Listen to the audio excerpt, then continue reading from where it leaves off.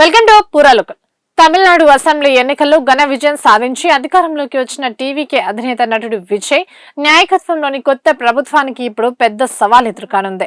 ఎన్నికల ప్రచారంలో వారిచ్చిన హామీల అమలు వల్ల రాష్ట్ర ఆర్థిక పరిస్థితిపై తీవ్ర భారం పడనుందని అధికార వర్గాలు అంచనా వేస్తున్నాయి.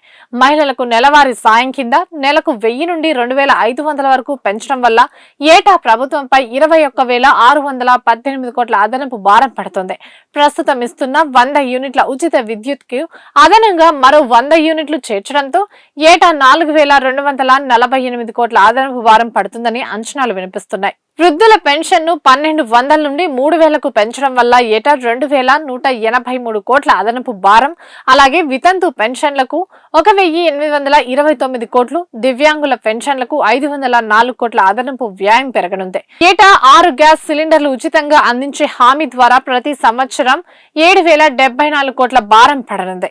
ఏడాదికి 15,000 పంపిణీ చేసే పథకానికి ప్రతి సంవత్సరం 1,941 కోట్ల ఖర్చవుతుంది.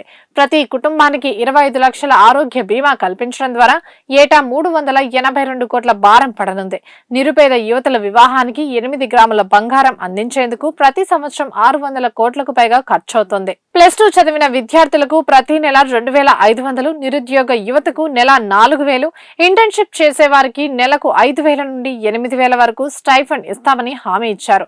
చేపల వేట నిషేధ సమయంలో మత్స్యకారులకు ప్రతి నెల 27,000 రాయితీతో కూడిన డీజిల్, వితంతువులు మరియు అంగన్వాడీ కార్యకర్తలకు నెలకు 18,000, పారిశుద్ధ్య కార్మికులకు నెలకు 10,000 జీతం. ప్రభుత్వ ఉద్యోగులకు పాత పెన్షన్ విధానాన్ని పరిశీలిస్తామని, 5 లక్షల ఉద్యోగాలను సృష్టిస్తామని హామీ ఇచ్చారు.